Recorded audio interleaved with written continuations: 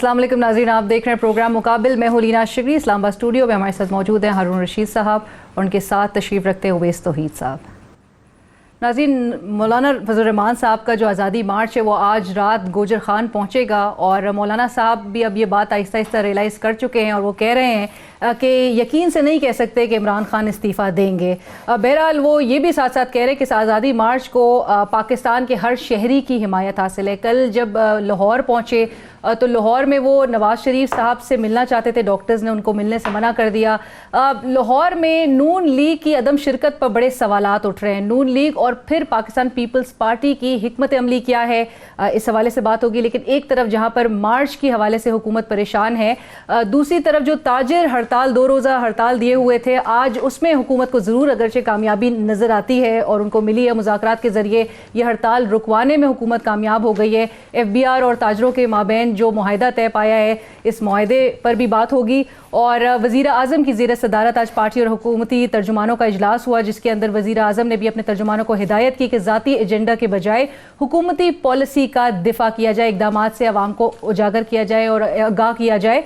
साथ साथ अपोजिशन के आज़ादी मार्च का पार्टी बयानिए से मुकाबला, भरपूर मुकाबला करने की उन्होंने हिदायत भी की है। फिरदौस आशिकवान साहिबा को आज अदलिया, जो गुज़िश्ता रोज़ उन्होंने अदलिया मुखालिफ प्रेस कॉन्फ्रेंस की थी, उस पर आज उनको तौहीन अदालत का नोटिस भी जारी हुआ है।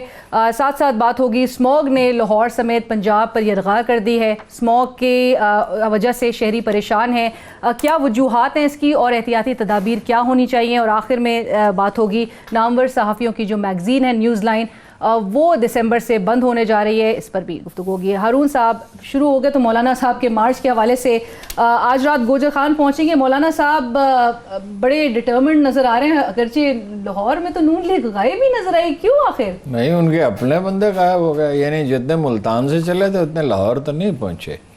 उसमें कमोबेश 40-45% गायब हो गए। और एक तो उसकी ताबीर ये कर रहे हैं कि वो जो लग्जरी गाड़ियाँ थी वो उन्होंने अपनी वहाँ बेचनी थी, जो बेच दी। अब अल्लाह जाने, अफवाहें भी बड़ी इस मौके पे फैलती हैं, थक गए लोग, ज़ाहिर है।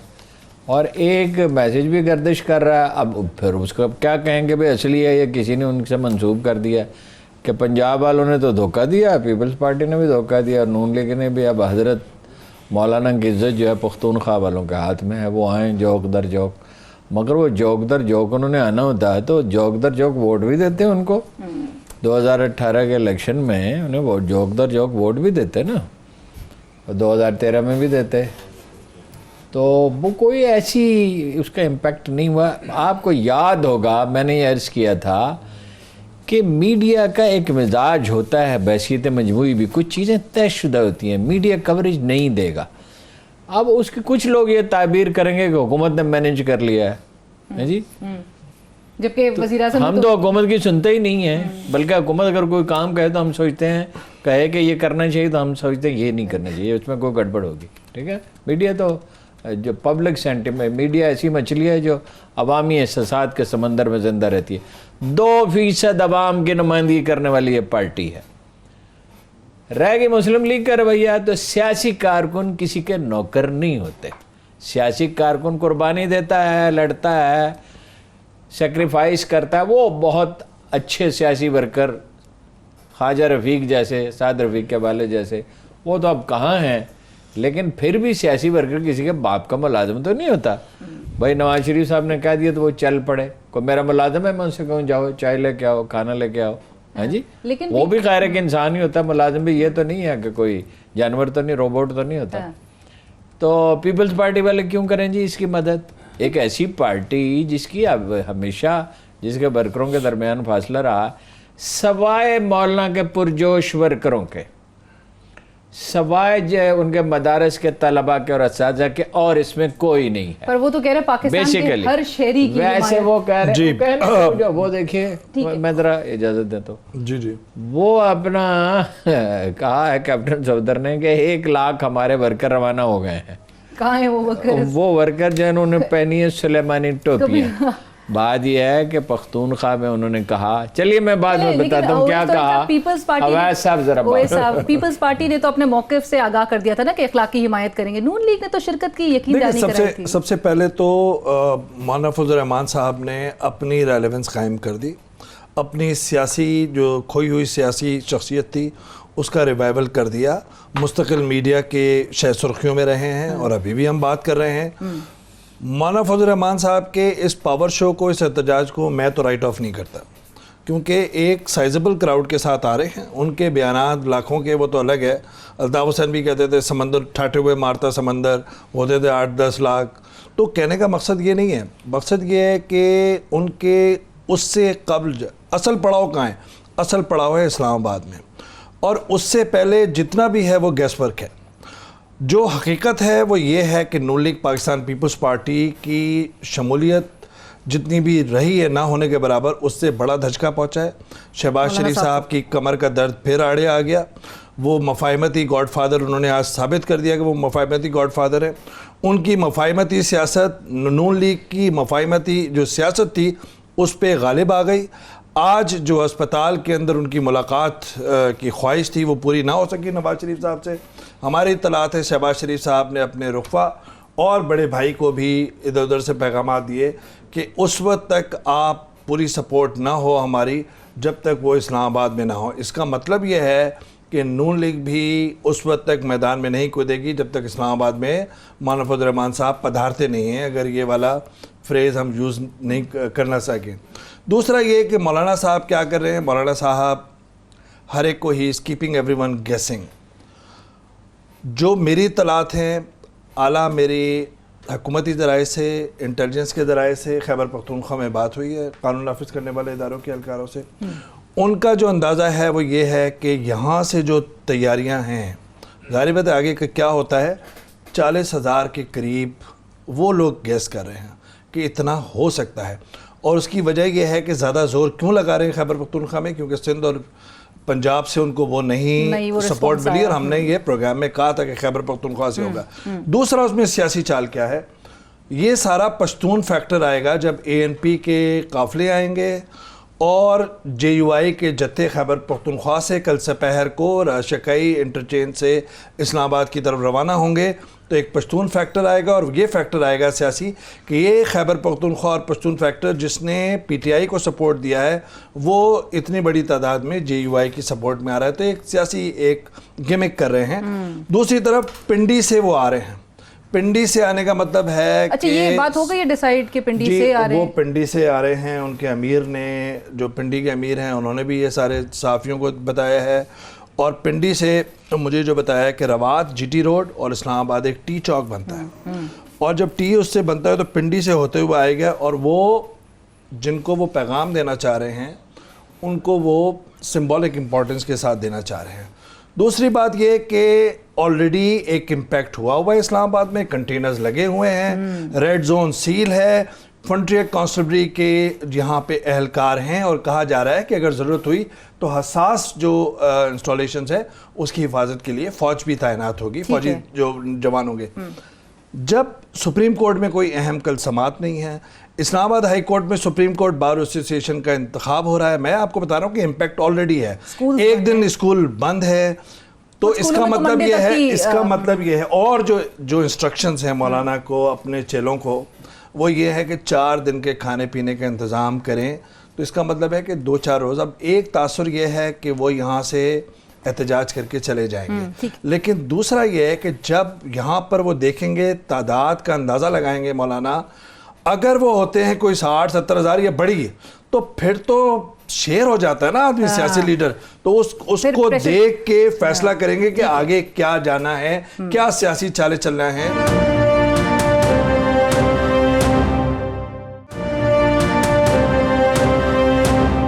نون لیگ کے پرومیننٹ لیڈرز ہارون صاحب کیا اسلام آباد میں ان کے ساتھ ہوں گے مولانا صاحب, اور جو اگر ڈس اپوائنٹ ہوئے وہ تھوڑے نہیں دیکھیں, انویسٹمنٹ اس وقت کی جاتی ہے جب منافع کی امید ہو, جب نتیجہ نکلنا. ہم نے کتنی سیاسی تحریکیں 50 برس میں دیکھی ہیں جب حکومت کے مطلب بھٹو کے خلاف بڑے جوش و ولولے سے نکلتے تھے, پیر پگاڑا اور جناب میاں طفیل لون صاحب, ایئر مارشل اسد خان, نواب زادہ نصر اللہ خان, سردار شوکت حیات, مولانا شاہ احمد دورانی, وہ لوگ جن کی وقت بڑی تھی, جن کی مارل اتھارٹی بھی کافی تھی. ان لیڈروں کو تو ان کا نام لیں تو آدھے آدمی ان کی تائید کریں گے, تو آدھے انہیں چور ڈاکو کہیں گے. اور وہ سیاسی ورکر رہا نہیں, جو جیب سے پیسے خرچ کرتا تھا اور جان چھڑکتا تھا اپنے لیڈروں پہ اپنے آئیڈیلزم کی وجہ سے، وہ کہیں برائے نام ہی ہوگا. اور وہ پی ٹی آئی میں تو شاید کچھ ہیں جو مشہور ہیں عمران خان کی شخصیت سے، لیکن بہرحال ان کی تعداد کم ہو رہی ہے، بڑھ نہیں رہی ہے، اگرچہ ہیں بہت کافی بڑی تعداد میں ہیں اور لڑنے آمادہ فساد بھی رہتے ہیں. انہوں نے پیغام وہ پنڈی سے وہ داخل ہوں گے، جو اب تک کی اطلاع ہے، بدل جائے تو میں نہیں کہہ سکتا، اب کی اطلاع ہے مری روڈ سے داخل ہوں گے جی ایچ کیو کے سامنے سے، اور مری روڈ کی جو ٹریفک ہے اس میں وہ بڑی ایک ہیبت پیدا ہو جائے گی اور وقتی طور پہ اثر ہوگا. لیکن وزڈم ایک اور چیز ہے، دیر پاس رات ایک اور چیز ہے، چالاکی ایک اور چیز ہے. پاکستان کی سیاست میں دولتان ممتاز دولتانہ سے زیادہ کوئی ایسے شخص نہیں رہا جو سحر پیدا کرنے والا اور جوڑ توڑ کرنے والا. وہ جو پرانے سیاسی کارکن کہتے تھے کہ وہ شیشے میں اتارنے کا فن جانتا. نوابزادہ نصر اللہ خان بھی اس کے بڑے معترف تھے اور گفتگو کا کچھ فن انہوں نے اس سے بھی سیکھا تھا. یہ واقعہ ہے، اس پہ بہت کبھی اظہار خیال نہیں کیا گیا. لیکن نہ تو دولتانہ کا چراغ جل سکا، نہ نوابزادہ نصر اللہ خان. ایک بات البتہ یہ ہے کہ چونکہ وہ سیاست کو سمجھتے بہت ہے تو وہ الائنس بنانے میں کامیاب ہو جاتے تھے. مولانا دیکھیے، ایک ہے وقتی اثرات، وہ عبید صاحب سے میں 100% ایگری کرتا ہوں، اس کا کچھ امپیکٹ ہو چکا اور جہاں جہاں انہوں نے گنایا وہ بھی ہو چکا، شاید اس کے علاوہ بھی ہو. لیکن مجھے یوم شوکت اسلام یاد آتا ہے، مال روڈ انسانوں سے بھر گیا تھا. میں نے اس کی رپورٹنگ کی تھی. ایسا لگتا تھا کہ پیپلز پارٹی کا آج شکست ہوگی، الیکشن نہیں ہوئے تھے. لیکن وہ اپنے سارے ورکروں کو جمع کر لینا ایک بات ہے، اور عوام کی تائید. عوام اس میں نہیں ہے، اس میں حلیف پارٹیوں کے وہ ورکر بھی نہیں ہیں. نپولین نے کہا تھا no friends in politics, there are only allies and enemies. There are only allies and enemies, no friends in politics. یہاں تو allies بھی نہیں ہیں، وعدے کر کے مکر گئے. اور رہ گیا کہ وہ پیغام دینا چاہتے ہیں جن کو میں آپ کو پوری ذمہ داری سے بطور اطلاع کے بتا رہا ہوں. میں نے پتہ کیا ہے کہ جنہیں یہ پیغام دینا چاہتے ہیں انہوں نے بھی پیغام دے دیا ہے، دے دیا اور صاف الفاظ میں کہا ہے کہ پہلے ہی انسیکیورٹی ہے، پرابلمز ہیں ملک میں اور آپ نے خرابی کر رہے ہیں. تو کوئی حدود و قیود میں رہ کے مولانا صاحب تو کہہ رہے ہیں ہارون صاحب پاکستان کی سلامتی اور بقا کی جنگ ہے. جی، سلامتی اور بقا کی جنگ انہوں نے لڑی، ان کے آباء و اجداد نے لڑی، پاکستان بھی انہوں نے بنایا، اس کی بقا کی جنگ بھی ہمیشہ انہوں نے لڑی، اہداف حاصل نہیں اور کر تو پاتے. کبھی کسی نے لڑی. دیکھیں، ایک تو سب سے بڑی بات یہ کہ مولانا صاحب نے اپنے شارٹ ٹرم اہداف تو حاصل کر لیے نا، اگر سیاسی طور پہ لیکن آلریڈی وہ استعفے سے، وہ آپ خود کہہ رہے ہیں یقین سے نہیں کہہ سکتا. بات تو یہ ہے کہ وہ ایک استعفے پہ تو نہیں کر رہے نا، نئے انتخابات ذاتی جو محفلیں ہیں اس میں تو ان کے اور بھی ہیں کہ وہ -2 کے لیے آ رہے ہیں اور ایک بڑی تبدیلی کے لیے آ رہے ہیں. کاش آپ اس -2 کی وضاحت کرتے ہیں. سر رہنے دے، سمبولک مارچ پہ ہی، مولانا مارچ پہ ہی رہنے دے. گیس کرنے میں چھوڑنا چاہے. دوسری بات یہ کہ مولانا ابھی جب یہاں پر آئیں گے تو پھر دیکھنا ہے کہ حکومت کیسے ریئیکٹ کرتی ہے. جو ابھی تک ہے کہ قوت کا استعمال نہیں کرنا، ابھی تک یہ ڈیسیجن نہیں لیا ہے. لیکن اگر تتر بتر ہوتے ہیں، اگر احتجاج کی طرف جاتا ہے، وائلیشن ہوتی ہے، لا اینڈ آرڈر ہاتھ میں لینے کی کوشش کرتے ہیں، تو جب احتجاج ہوگا اس احتجاج سے طاقت حاصل کریں گے، آکسیجن لیں گے خود مولانا فضل الرحمان صاحب اور ان کے سیاسی عزائم بھی. لیکن نہیں، میں یہ نہیں کہہ رہا، میں یہ کہہ رہا ہوں کہ قوت کا استعمال اگر ہوگا اس کی بنیاد پہ وہ خود نہیں کریں گے. لیکن جب اتنا کراؤڈ اگر ہوئے گا تو تعداد پہ ہم نہیں جاتے، لیکن ایک بڑا کراؤڈ ہوگا کل. دوسری ایک مختصر سی بات وہ یہ کہ حکومت اس وقت بیک فٹ پہ نظر آ رہی ہے. جب آپ خود دھرنا دیتے ہیں، احتجاج کرتے ہیں، جب مختلف پوزیشن ہوتی ہے، جب اقتدار میں ہوتے ہیں اور ڈیفینڈ کرنا ہوتا ہے آپ کو، مختلف ہوتی ہے.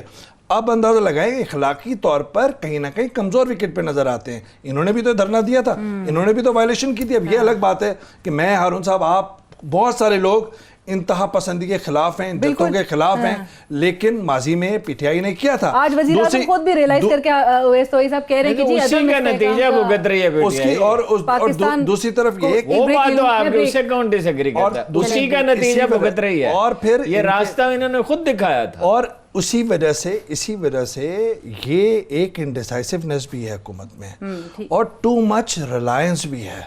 तो ना ये सियासत में बहुत किसी का एतबार कर सकते हैं, अपने बलबूते पर अपने फैसला साजी पे इन्हें कदम बढ़ाने पड़ेंगे, क्योंकि कल जब हज़ारों का मजमा यहाँ पे इस्लामाबाद में होगा, दारुल हुकूमत है भाई, इमेज जाएगा पूरी दुनिया के अंदर, तो मजाक थोड़ी है कोई, तो बड़े इनको अफोर्ड नहीं कर सकते ज्यादा लोग, जी फायदा भी हो सकता है, फायदा भी होगा। इंटरनेशनल मीडिया इसको जिस तरह पेश कर, उसका वहाँ बाहर से भी फायदा होगा, और इस्टेब्लिशमेंट में मैंने इसका फायदा पहुंचेगा, आम लोगों में भी बाज़ एतबार से। और जब आप ब्रेक से वापस आएंगे तो जो थियरियां जो हैं गर्दिश में, उनकी भी एक जरा जिक्र करेंगे, टेस्ट देंगे अपने नाज़रीन। बिल्कुल, एक ब्रेक के बाद हाजिर होते हैं।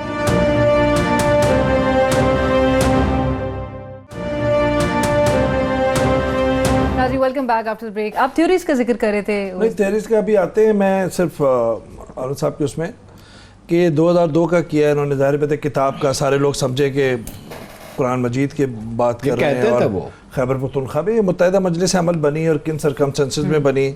मैं उस ज़माने में अफगानिस्तान और खैबर पख्तूनख्वा कबायली इलाकों में था, लंदन से आया हुआ था BBC की तरफ से, मैंने देखा वो सारा कुछ।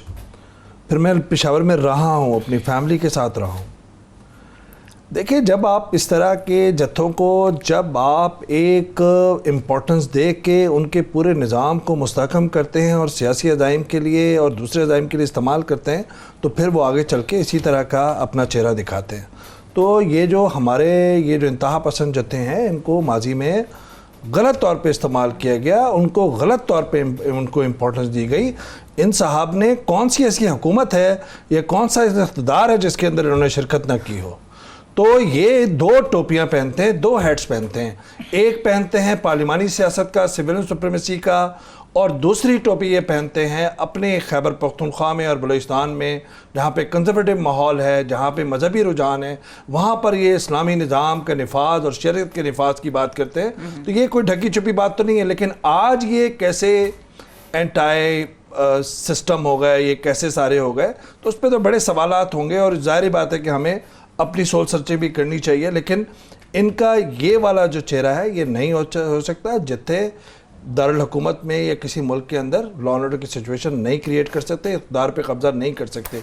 मुख्तसर सा ये है कि जो उनके अज़ाइम हैं, अज़ाइम तो वो अपने सीने से कार्ड लगा कर आ रहे हैं, ना उनको वहाँ पे कोई इतना ग्रीन सिग्नल मिला है, ना कोई, लेकिन जो साजिशी थेरियाँ वंस अगेन एक डिस्क्लेमर होता है ना, तो साजिशी थेरिया यह है कि एक ये वज़ीर आज़म इमरान खान साहब को मुस्तफ़ी होना देखना चाहते हैं, अगर, और फिर लॉन्ग टर्म के अंदर ये कौमी हुकूमत की तश्कील चाहते हैं, नेशनल गवर्नमेंट की तश्कील चाहते हैं साजिशी थेरिया के मुताबिक। और उसके अंदर कुछ नाम सर्कुलेशन में है। मियाँ मोहम्मद सुमरो साहब का नाम है, शहबाज शरीफ साहब अपनी ज़ाती महफिलों में अपने नाम के बाद चर्चा कर चुके हैं। इनको हर नाम जो है उस पर कंसेंसस है। मौलाना फजल रहमान साहब ने जो ज़ाती महफिल में किया है, जो साजिशी थेरियाँ हैं, और उसमें PTI के भी एक दो लोगों के नाम शामिल हैं। तो ये क्या करेंगे अपने, इस वक्त तो उनको ना इस्तीफ़ा मिल सकता है, ना कुछ मिल सकता है, ना निज़ाम इनको कलेप्स होता हुआ, लेकिन क्या है, जाते जाते मौलाना फजल रहमान साहब अपने सियासी अज़ाइम से इस निज़ाम को, इमरान खान साहब की हुकूमत को कमज़ोर करके जाएंगे, कमज़ोर करना चाहते हैं, और इस्टेब्लिशमेंट और इमरान खान की हुकूमत के दरमियान जो अंडरस्टैंडिंग है उसमें डेंट डालना चाहते हैं, और उसी से लॉन्ग टर्म भी फ़ायदा उठाना चाहते हैं। राइट हारून साहब, लेकिन हुकूमती वुज़रा जो सवाल उठा रहे हैं कि अगर मौलाना साहब इंतखाबात को कबूल नहीं करते, वो कहते हैं कि जाली इंतखाबात थे, तो फिर उनके बेटे क्यों अब तक पार्लियामेंट में मौजूद हैं? इससे भी बड़ा सवाल है। 1913 में उन्होंने इतना ही धांधली का शोर मचाया था और कहा था आज तक इतनी धांधली नहीं है, और उस वक्त क्यों फिर खामोश हो गए थे? देखिए 1913 2013 गुजारे ये है कि वो आम आप लोग भी खाते होंगे, मेरे ताल्लुक़ के उस इलाके से जहाँ से आम पता है कि देसी आम होता है, वो काटा नहीं जाता, उसे नरम करके खाया जाता है उसी तरह, उसको छीला भी नहीं जाता, काटा भी नहीं जाता, उसी तरह खाया जाता है। तो वो पंजाबी में कहते हैं आम पोला करना, नरम करना उसको। हाँ जी, वो आम खाने वाले जो है ना, बड़ी टेम्पटेशन हाई होती है आम खाते हुए, क्योंकि वो बड़ा एक खुश जायका बहुत होता है, और दूसरा ये वो शुगर उसकी बड़ी क्विकली इफेक्ट करती है, तो बड़ी एक तरह की एडिक्शन होती है आम खाने वालों को। तो वो एक कहते हैं ये आम खाने के लिए नहीं है ये आदमी, ये आम पोले करने, नरम करने के लिए है। वो नुकसान तो पहुंचाएंगे उस हुकूमत को, लेकिन ये आम खाएंगे नहीं, आम कोई और खाएगा। कौन खाएगा? ये हालात के दबाव पे मुनहसर है, ये अभी कहा नहीं जा सकता। हालात खुद फैसला करेंगे, दरिया खुद फैसला करेगा कि उसने किस तरफ का रुख करना है, ये अल्लाह ही जानता है, ये अल्लामुल गुयूब ही जानता है। वो जो कहते हैं ना फारसी में, तदबीर कुनत बंदा तकदीर कुनत खंदा, अल्लाह ही जानता है। ये इनमें से किसी के हाथ में रहेगा नहीं, इंक्लूडिंग द इस्टेब्लिशमेंट। हालात जिस रुख पे बहेंगे ना, वो फिर फैसला होगा, अभी कुछ नहीं कहा जा सकता। बंदगरी में लेकर आना चाह रहे हैं ना सबको, और ये नहीं देख रहे कि हो सकता है सब मारे जाएं इसमें, नए किरदार सबको लेकर आना चाहते हैं वो, हुकूमत को भी, सियासी कुव्वतों को भी, खुद अपने आप भी उसमें जा रहे हैं, और इस्टेब्लिशमेंट को भी लेकर आना चाहते हैं, और उसमें फिर फ़ायदा ढूंढना चाहते हैं। तो इसका मतलब है कि बहुत ही आग से खेलने के मुतरादिफ ये। तो हुकूमत मुकाबला कैसे करेगी? जो कह रहे हैं अपने बयानिए से भरपूर मुकाबला किया जाएगा। हुकूमत पहले अपनी सफ़ों से मुकाबला करे, अपने और ज़ाती एजेंडे की जो बात वज़ीर आज़म को मजबूत रखे, और पहले हुकूमत तो और आज देखें कि आज जो है, मैं देख रहा था वो नदीम अफजल चंद साहब भी किसी मॉर्निंग शो में थे, वो भी कह रहे थे कि बहुत ज़्यादा ज़ाहिर बात है खुश होना भी नहीं चाहिए, लेकिन खुश हैं भी नहीं जो वज़रा या मुशीरान की परफॉर्मेंस है, तो कहीं ना कहीं सारे उसके अंदर झंझलाहट तो होती है। तो इमरान खान साहब इस सारे उसके अंदर, he is a man of strong nerves. मैं उनके जो क्रिकेट का मैंने देखा है, स्ट्रेस फ्रैक्चर हुआ, उसके बाद कम बैक की, 2.5 साल के बाद बैटिंग शुरू की, साउथ ऑस्ट्रेलिया से खेले। मतलब कहने का मकसद ये है कि वो इतने वीक उनका असाब नहीं है जितने आप शहबाज शरीफ वगैरह को देखते हैं, झुंझला जाते हैं। मैं तो इनको खैर बहुत ज़्यादा बुरे उसमें देखा है, मुशर्रफ साहब के उसमें, जब इनको बख्तरबंद गाड़ी में लेकर आया जा रहा था इंसदाद दहशतगर्दी की अदालत में कराची में, तो मैं वहाँ पे था, दोनों भाइयों की हवाइयाँ छूटी हुई थी। लेकिन इमरान खान स्ट्रॉन्ग नर्व्स के हैं और वो इसको हैंडल कर सकते हैं, लेकिन उनकी जो सफ़े हैं, दर्जनों तो मुशीरान है, दर्जनों तर्जुमान, और उनको भी वो कह रहे हैं कि जी एक को अदालत में बुलाया है, एक को अदालत में बुलाया। बिल्कुल हारून साहब, फिरदौस आशिकवान साहिबा का जो अदलिया मुखालिफ, फिरदौस आशिकवान क्या, जो दूसरे लोगों को बुलाया, शरीफ खानदान के लोगों को, उनका आपने जिक्र ही नहीं किया। उनके रिमांड लिए जा रहे हैं या अब वो मुलतवी हो रही हैं समातें, फिर समात होगी। फिरदौस आशिकवान साहिबा ने जो जुमला कहा, अब वो राय तो जो इस पे जो अदालत की होगी वही राय है, या कानूनदान इस पे बात करें, लेकिन वो तो कल ही खटक रहा था। आपने मुझसे कहा भी कि ये जुमला तो बहुत ही गैर मुहतात उन्होंने कह दिया है। बात ये है कि हमारे सियासतदान और हम भी सो कॉल्ड इंटेलेक्चुअल और जर्नलिस्ट भी बड़ी आज़ादी की कदर और कीमत को समझते नहीं हैं कि आज़ादी क्या चीज़ है। आज़ादी के साथ एक जिम्मेदारी का एहसास होता है। बिल्कुल। अदालतों का मजाक उड़ाना, अदालतों में नकाइस भी होते हैं चीज़ों में, जैसे कि इंतज़ामिया में होते हैं, जैसे कि मीडिया में होते हैं, जैसे कि सरकारी अफसरों में होते हैं, लेकिन आप इन अदारों की तहकीर नहीं कर सकते, इनका तमस्खर नहीं उड़ा सकते। एक शाइस्ता ज़ुबान में आप इख्तलाफ कर सकते हैं, अदालत रोकती नहीं है, आइन आपको रोकता नहीं है अदालत के फैसले से इख्तलाफ करने से, मगर कोई चीज़ शाइस्तगी भी है। मैं आपसे सच कहता हूँ, जितना मैं गौर करता हूँ उतनी शिद्दत से मुझे एहसास होता है कि आज़ादी हमें रास नहीं आई। हमारी आज़ादी के साथ एक गैर जिम्मेदारी का तूफ़ान है 47 से लेके आज तक जो चला आता है। ओ भाई, आज़ादी से तो ज़्यादा कोई कीमती चीज़ ही नहीं दुनिया में, मगर आज़ादी के साथ एक डिसिप्लिन होता है, एहसास जिम्मेदारी होता है। मोहतरमा ने जो फ़िक्रा कहा वो नहायत गैर मोहतात था। और सिर्फ मोहतरमा का क्या जिक्र है, अदालतों के मामले में अखबार नवीस भी और बहुत से दूसरे लोग भी और सियासतदान भी। नून लीग ने आपने देखा कि किस तरीके से डिस्क्वालिफिकेशन के बाद ये तलाल चौधरी हैं, दानियाल अजीज हैं और बहुत सारे निहाल हैं, तो बहुत सारे लोगों ने तवातुर के साथ किया। देखिए साफ साफ तो इन्हें अदालत, देखिए बात यह है कि یہ جو سارا بیانیے ہیں پیرل لائنز پہ چل رہے ہیں, متوازی لائنز پہ چل رہے ہیں, کچھ میڈیا میں کچھ عناصر کا ہے, کچھ سیاسی پیپلز پارٹی کی طرف سے ہے, نون لیگ کی طرف سے ایک سخت بیانیہ ہے, تو اس کا ایک اثر ہوتا ہے عدلیہ پہ. جو کل فیصلہ ہوا کہ 8 ہفتوں کا ایک ٹائم فریم کے ساتھ دیا ہے, جس پہ نون لیگ تھوڑا سا تلملائی بھی لگ رہی تھی, وہ اس میں بھی انہوں نے کیا کیا کہ اس سارے جو سازشی تھیریوں کا جو ایک اس سے تھا, وہ امیج سے اپنے آپ کو محفوظ رکھا ہے عدلیہ نے. تو عدلیہ پہ بھی ظاہری بات ہے کہ اثر انداز ہوتا ہے, اور وہ سمجھتے ہیں کہ ادارے پر وہ اثر انداز نہیں ہونے چاہیے.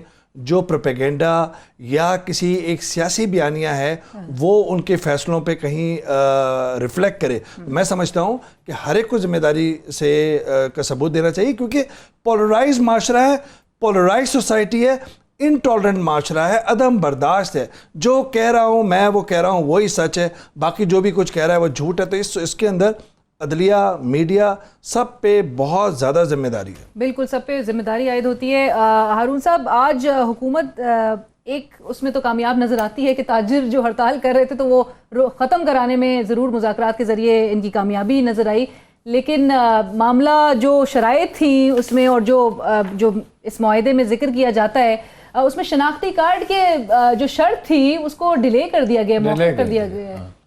وہ فارسی میں کہتے ہیں کہ ہر کے دانا کنند ناداں لیک بادز خرابی بسیار. جو کچھ دانا کرتے ہیں وہی نادان کرتے ہیں, لیکن خرابی کے بعد. یہ معاہدہ 1 مہینہ پہلے ہو سکتا تھا, کم از کم 1 ہفتہ پہلے تو ہو سکتا تھا. حکومت کو بہت سے فرنٹ نہیں کھولنے چاہیے, اور مجھے ایسا لگتا ہے, معلومات تو نہیں ہیں کہ وہ ان کے شامل ہونے کے بعد, اب ایسا بھی ذکر کر رہے تھے, جہانگیر ترین کے آنے کے بعد یہ ممکن ہو سکا, اس لیے کہ وہ ایک پریکٹیکل آدمی ہے, وہ جہاں کہیں ہو وہ کوشش تو کم از کم کرتا ہے.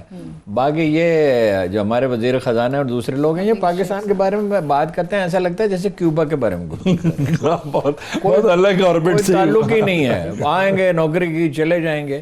وہ اس معاشرے کے تانے بانے کو, اس کی ساخت کو سمجھتے نہیں. میں پھر کہتا ہوں, تاجر ٹیکس نہیں دینا چاہتے, ان کی کوشش ہے ایک دھیلا بھی نہ دینا پڑے, لیکن دوسری طرف حکومت کو یہ سمجھنا چاہیے کہ ان کی جائز شکایات کا ازالہ کرے.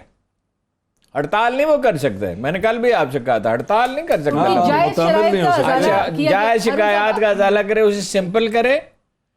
اور یہ ٹیکس وصولی کا کلچر چونکہ ملک میں نہیں ہے, اس کو یہ وہی ملک ہے جہاں رنجیت سنگھ 40% تک لیتا تھا, جہاں مغل بھی چوتھ لیتے تھے 25% اور اس سے بڑھ بھی جاتا تھا. وہ کام جو ہے وہ جبرن بھی لیتے, یہاں 50% تک ٹیکس لیا گیا.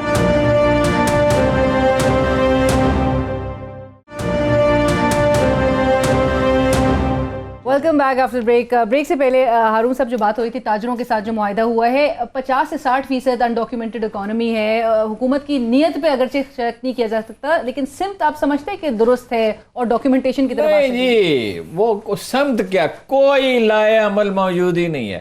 FBR کی تشکیل 9 کے بغیر جو بتدریج ہو سکتی ہے, اچانک راتوں رات نہیں ہو سکتی, یہ کام نہیں ہو سکتا. اس میں ایک تجویز یہ ہے کہ 80% ٹیکس تو 300 کمپنیاں دیتی ہیں, ان کے لیے سٹاف الگ کر دیا جائے. اور یہ بہت زیادہ سٹاف ہے اور یہ برڈن ہے. یہ سٹاف 5-6 ہزار سے زیادہ نہیں ہونے چاہیے, ان کو کہیں اور کھپایا جائے. اور یہ بہت تھارولی کرپٹ ہو چکے ہیں.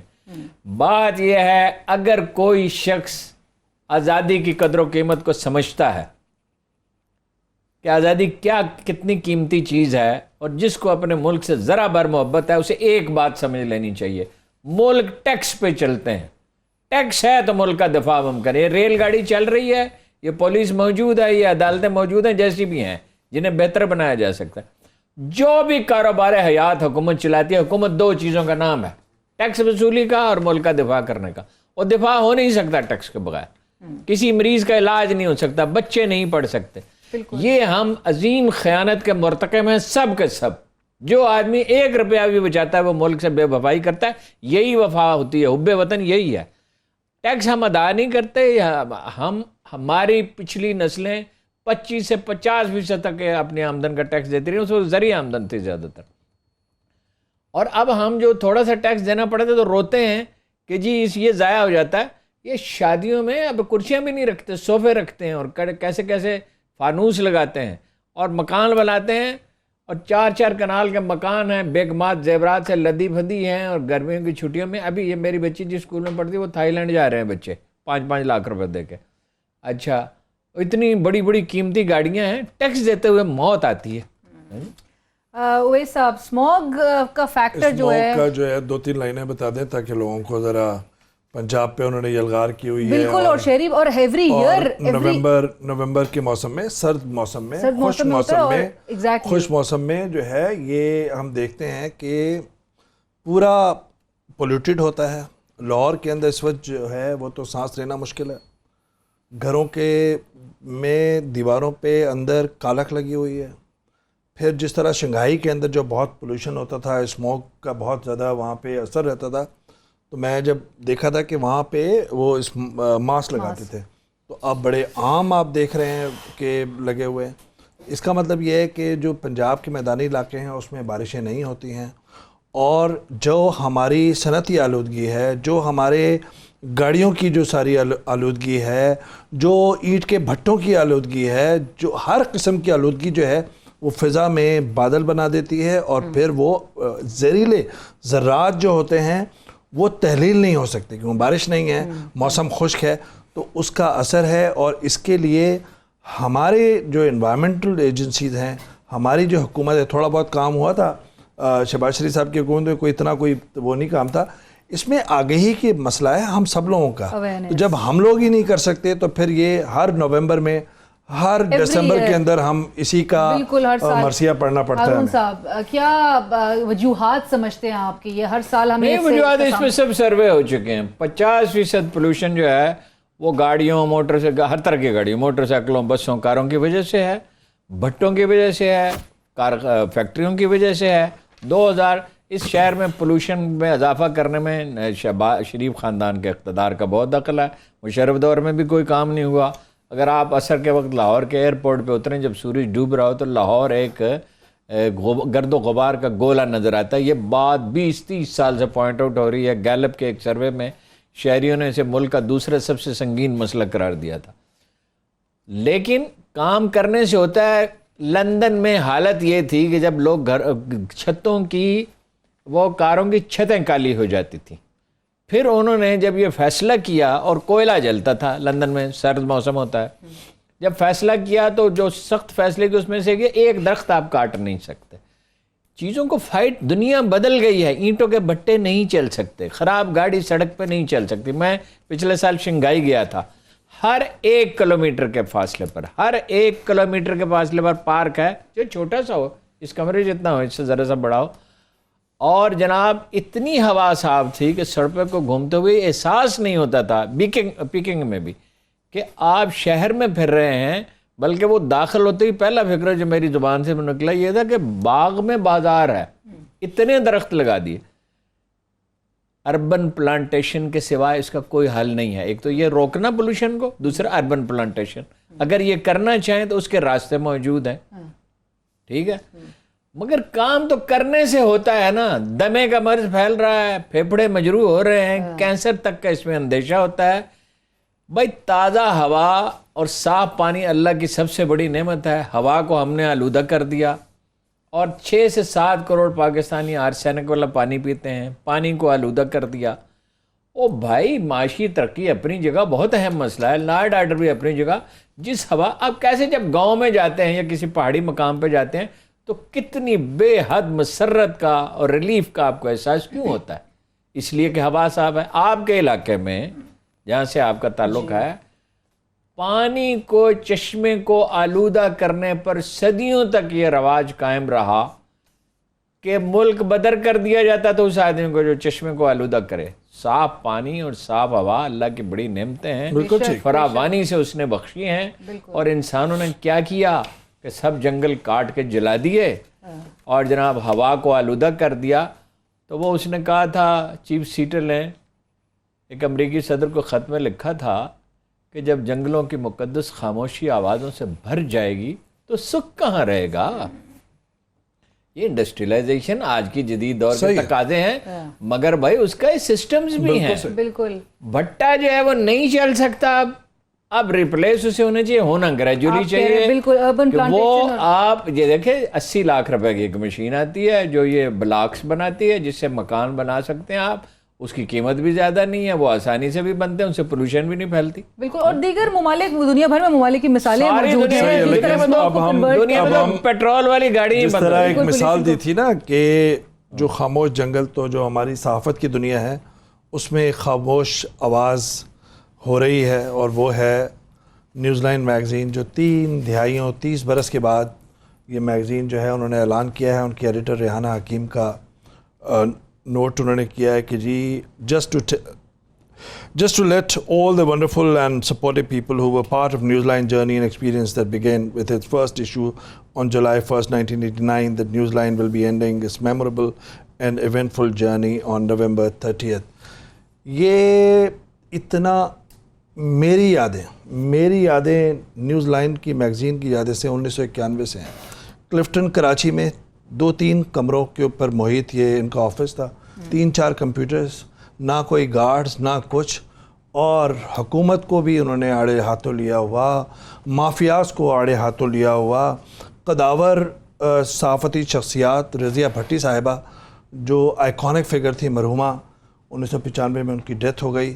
بہت کچھ سیکھا، اور انہوں نے ہیرلڈ میگزین سے احتجاجاً ضیاء الحق کے دور میں، سیاہ دور میں انہوں نے استعفیٰ دیا تھا. پھر ان کے ساتھ صحافی ملے، سائرہ ارشاد، ریحانہ حکیم، زاہد حسین، اور انہوں نے اپنے پروویڈنٹ اور گریجویٹی فنڈ سے یہ ایک وینچر کیا. تو صحافیوں کا ایک خالصتاً اپنا پروجیکٹ، اور کمال کی جو بہادری اور بولڈنس میں نے رضیہ بھٹی صاحبہ سے سیکھی، وہ میں سمجھتا ہوں کہ میری زندگی کا اثاثہ ہے. ان سے جو ضیاء الحق کے دور میں ان سے کہا کہ آپ جو ہے پازیٹیو امیج دیں، انہوں نے کہا کہ پازیٹیو کوریج دیں. انہوں نے کہا ہمارا کام پازیٹیو یا نیگیٹو کوریج کا نہیں ہے، ہمارا کام آبجیکٹیو کوریج کا ہے. اسی وجہ سے جو مجھے یاد ہے، اور مجھے بڑا دکھ ہو رہا ہے، دھچکا ہو رہا ہے، یہاں پر میرے جو دوست بنے، محمد حنیف نامور لکھاری، وہ یہیں پہ ان سے دوستی ہوئی، زاہد حسین سے، نفیسہ شاہ، پھر حسن مجتبیٰ، یہ سارے جتنے بھی لکھاری تھے ان کے ساتھ دوستیاں بنی، زندگی بھر کی دوستیاں بنی.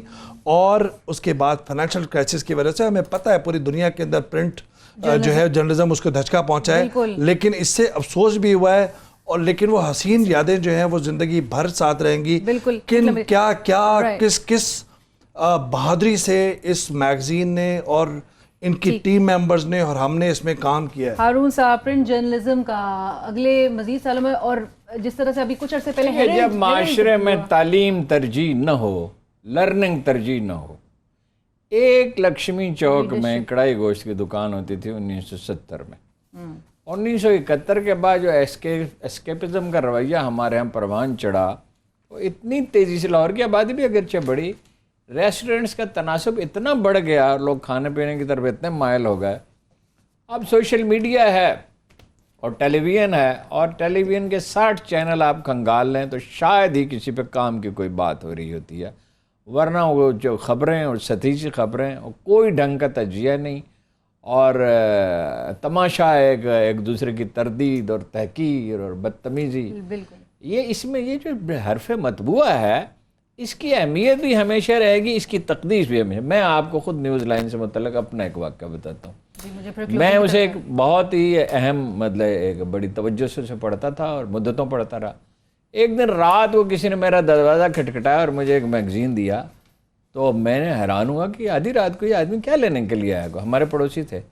میری کتاب جو 1990 میں چھپی تھی، اس پہ 3 صفحے کا تبصرہ اس میں چھپا ہوا تھا، جبکہ جس جریدے سے میرا تعلق رہا تھا اس میں روز اس کتاب کے اور میرے خلاف لکھا جاتا تھا.